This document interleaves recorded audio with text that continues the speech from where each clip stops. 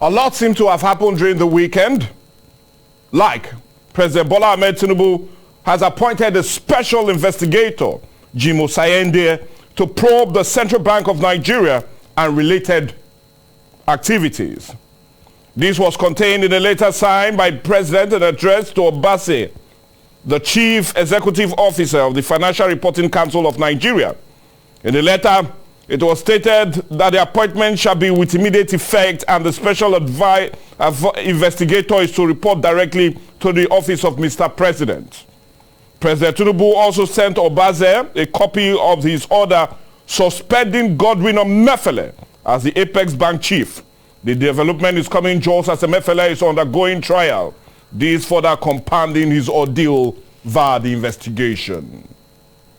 Also, during the weekend, the Nigerian Labour Congress called on Nigerians to stockpile on food, medicines and other essentials ahead of the commencement of a 7-day strike to protest the removal of fuel subsidy and the escalating cost of living in the country.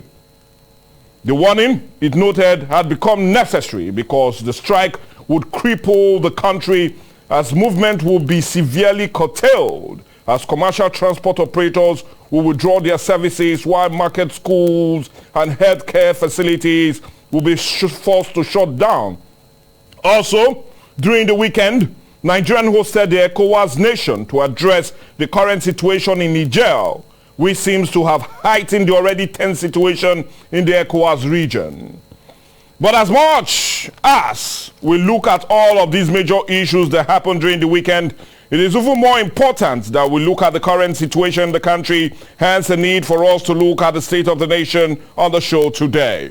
And that's what we're having as a major one today on the big story. We're going to look at the state of the nation and looking at some critical issues that seem to be confronting us as a people. And that's what we're having as a major discourse today on the big story. We're looking at the state of the nation and trying to look at some major that seems to be happening in the country at the moment.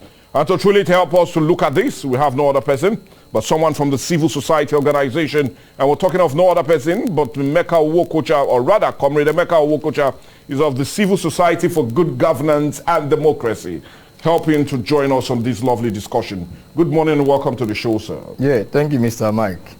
Well, I'd like us to start with some economists and even civil society organization, just like your own group, that has backed the appointment of that special investigator to probe the CBN, NNPCL, and other government business entities.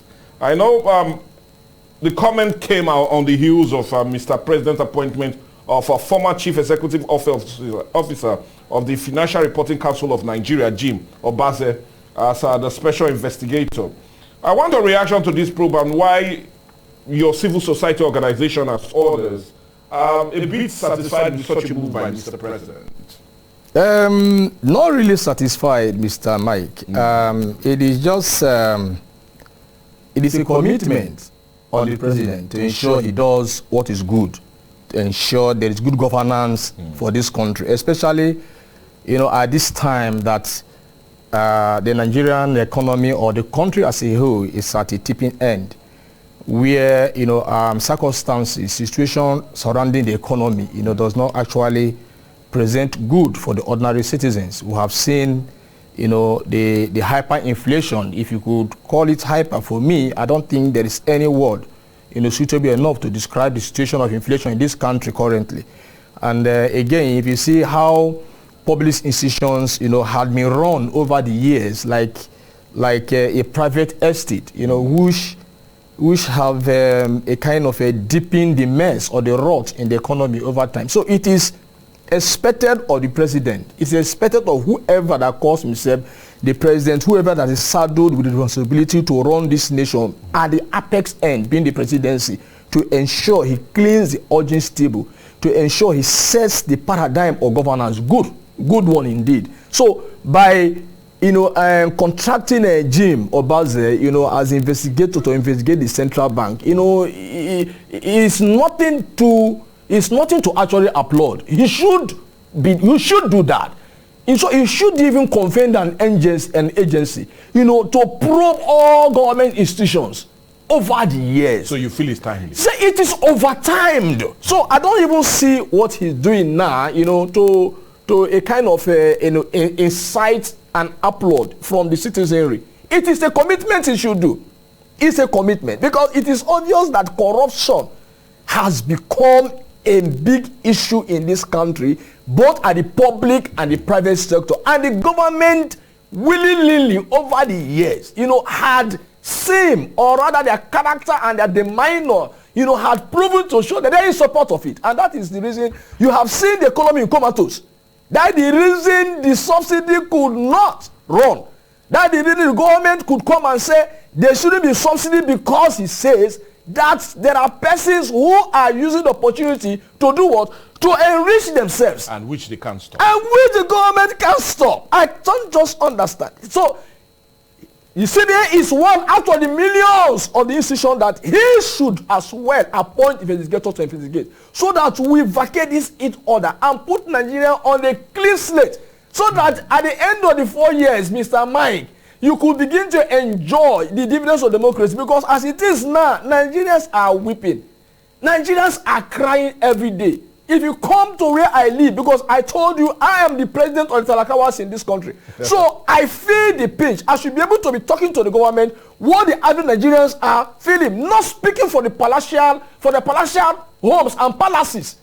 Not even hearing from the men of National Assembly who are not in touch with the realities of time.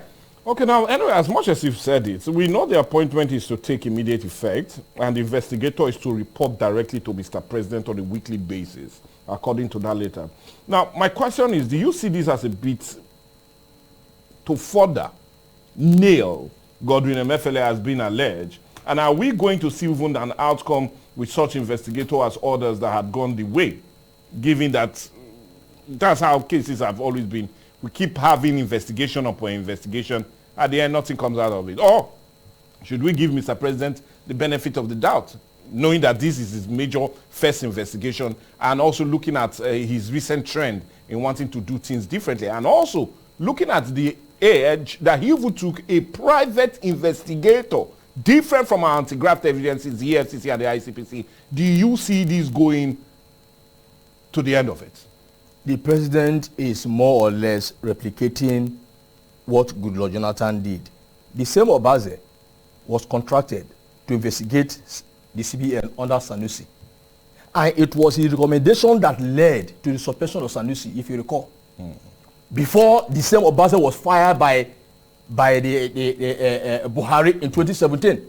So he is more or less like replicating what Jonathan did by hiring a private investigator. Obaze did excellently well in that assignment given him. So should we not? But what I'm saying in the sense that beyond that, you did ask a question, but let me answer you correctly.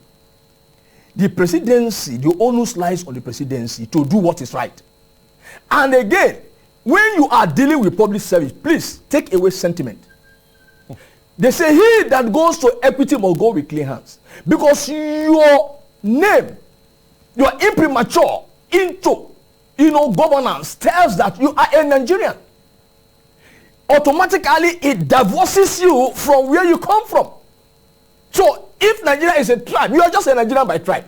So you did ask a question, if it is a ploy to further nail Emefiele, you recall that before now, when Emefiele came out with that policy of Naira design, the same president, Bola Tinubu, who was running under the platform of APC, came in the open and said that policy, was conceived to do what? To scuttle his chances of winning that election. So if he had, that perception, if he has insinuated that, and you saw what happened along the line when Nigerians, were thrown into hardship following that obnoxious policy. Now, good thing he won. But if he runs with that notion, automatically, Emefiele will not be in his good books.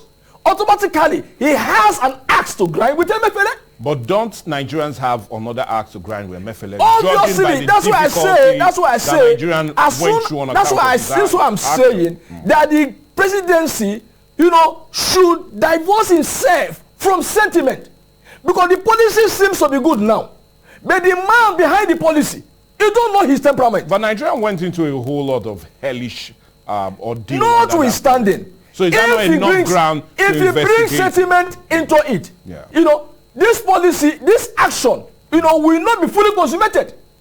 It will be truncated halfway. So how would he have done it differently, sir? What I'm saying it is, in as much as nobody is seeing his inner self, we are only calling on him that he should be sincere. He should purge himself of any sentiment.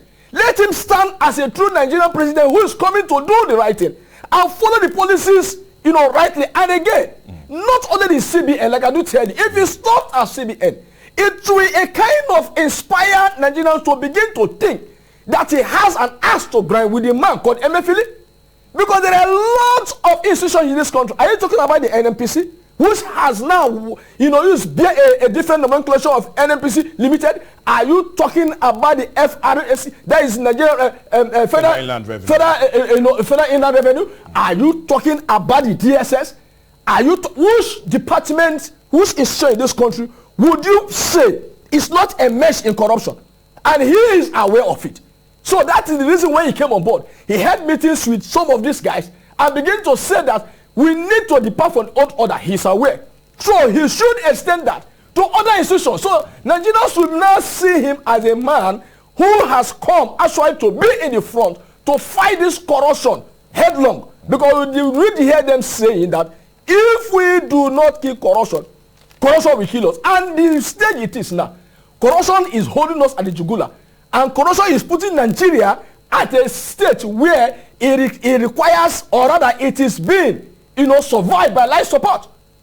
So if nothing is done timelessly, if nothing is done sincerely, if nothing is done patriotically, automatically, this so-called policy, right, will not see the light of day. Because if you do not run it on that national interest, automatically, it will be truncated midway. Okay, now let's still remain with that very appointment and the proposed probe of the CBN.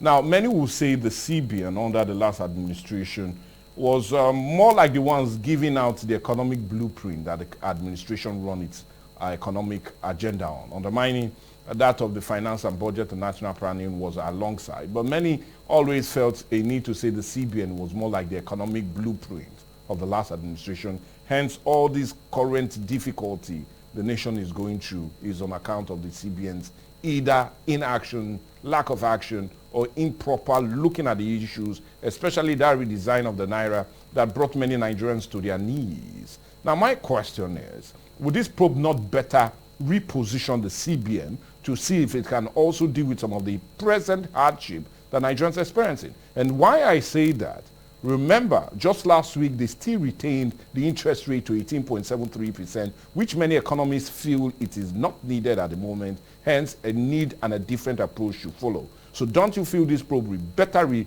direct the CBN to ensure that most of their policies, most of their actions are highly scrutinized? Yes, the probe, you know, when you institute or rather initiate a probe, yes, you know, there are terms of references.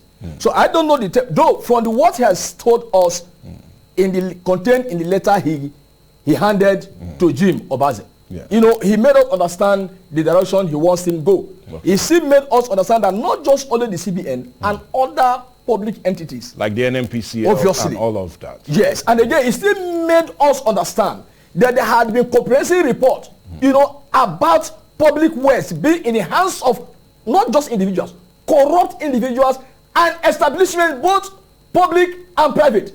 Now, from what you have just seen, I think with only this little we have, you know, it could go further to you know, a kind of, you know, touch other ends. Yes. But the answer to your question is this: sincerity, commitment, direction, focus, vision should be the driving force.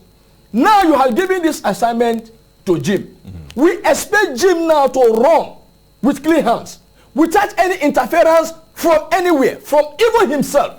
Because since he's a private investigator, he's expected that he should be independent in his investigation. Of course. So, and when he does that, Jim, yes, he will be able. But will it not bring credibility knowing that now it's not our own anti-graft agencies that are doing the investigation, and more like a winch hunt? Would that not bring credibility to it? It will bring credibility. See, the man with the initiative we are looking, to right the wrongs may not be found only within the agencies the government has created. Of course. Yes, we still have independent Nigerians who are sound officers, top-notch investigators. So him bringing in a private investigator is a Nigerian, even if he goes to bringing in, foreigners who are experts, who could do the work we want them to do. So be it. All we want is result. He has gone to see the capacity Jim brought during Jonathan's era, and what he did, the revelations he brought to public domain, which were verifiable and good. So he wants to replicate that, because within the government and the president, he is aware that that institution is a mesh to corruption, but he wants it to be proven with data. That is the reason he has contracted Jim to come in and now prove his insinuations right. And when he does that, it is going to get so many things right. He did mention about the high, interest rate. When you place high interest rate, on the economy, automatically it will stifle foreign investment.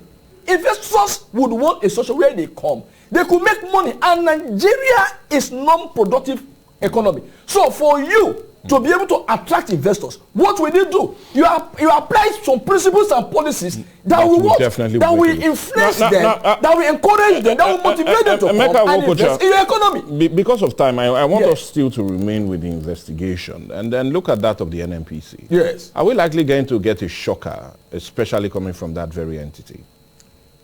Mr. Mike, if I didn't come here to tell you that the NNPC management team is not what been there, would you say I'm speaking too much? Before it changed its nomenclature, was NNPC not in charge of the petroleum sector? What did you see out of it? Was NNPC not in charge to ensuring that that industry runs seamlessly? What did you see out of it? Is it because we are a country, we are a people, that do not call people to question? There is no accountability. See, let me tell you, the NNPC management, for me, if I were the president, does not have any reason to be there in another minute. See, there should be an overhaul of these institutions. Let us begin to think right. Let us begin to follow the trend of development, as we see other climes where people who are patriotic man public affairs, that this country is immersed in this quagmire, this fuel quagmire, as a result of the fact that our refineries cannot work. And where in this world do you require rocket science technology to get the refineries work? Your refineries can only work when you put the right person in the right place, putting the square peg in the square hole, putting the round peg in the round hole, and getting the experts, the technocrats, to run that very critical infrastructure. But when you do not do that, what you get now, as we are suffering it, is apparently what is going to stare you in the face. Okay, so the NNPC, I will tell you, by my own analysis, has performed below average. So it has no credibility to remain there. Now, let's look at it. Now, the House of Representatives is set to commence investigation into the non-remittance of revenue to the federal account by the Nigerian National Petroleum Company Limited. And that investigation, or that move, started last week. But my question now, because many are also alleging, immediately the House of Representatives said that, many other persons came out to say, please, at the present situation in the country at the moment, a total revelation of the rot embedded in the NNPC could lead to more problems than solving them, with Nigerians already on the high pitch of anger. And such revelation will further make Nigerians not have or hold it anymore. Now, do you feel if that investigation is finally being done, are we going to get a white paper that will be released on account of the investigation? And what do you feel Nigerians, or what reactions would Nigerians take on account of any revelation if it really goes the way that many are perceiving it to be? Nigerians might not be impressed, might not even have anything to shout hallelujah about, if it is just the white paper being released, because we have had so many white papers being released by past administrations. Not just white paper. Do you have the political will, having released the white paper, to do the needful, to get those who are being indicted? Don't you feel it will enrage Nigerians more? See, why would they enrage? With the revelations that might likely come. The revelations. Looking at what the revelations. When the revelations are made, and there's no complementary punishment meted out of those, that is when the arrangement will come. Okay. So the government must do the needful. For instance, Sule Lamidu was suspended by Jonathan. Of course. You know, when Jim Obaze revealed massive corruption within the CBN, did you see the government taking him before the court to finding out whether what that investigation has brought is true or, and if he's been indicted and he's been convicted by, did you see the government taking that action? So you feel this by suspending the chief executive of an institution? Is that the highest punishment that you can met out to him? You have not even done him any punishment.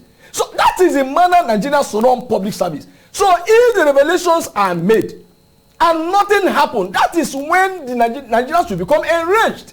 But Nigerians would expect that when these revelations, very massive and annoying revelations, are brought to public domain, those who are saddled with the responsibilities to do what is right should go further to prosecute these persons, and the court should stand firm. Do you see to be able to ensure that justice is met? Do you see this administration having the political will to do so? Why would he not have the political will? Go and read the Constitution, and you will marvel at the powers, you know, that the Constitution entrusts to the presidency. So if he fails to do that, it's a case of a man, it's a case of an institution, it's a case of presidency willingly not wanting to do what is right for the citizenry. But anyway, it will be right for me to say we need to go on a break. Yes. That's what will be right now. And I'll plead with you to hold on. Let's go on a break, and when we come back, we'll continue our discussion as we look at the state of the nation and definitely looking at other majors, especially what seems to be happening in Niger at the moment and that order given by ECOWAS 1 week. Or, well, I don't know. Let's go on a break.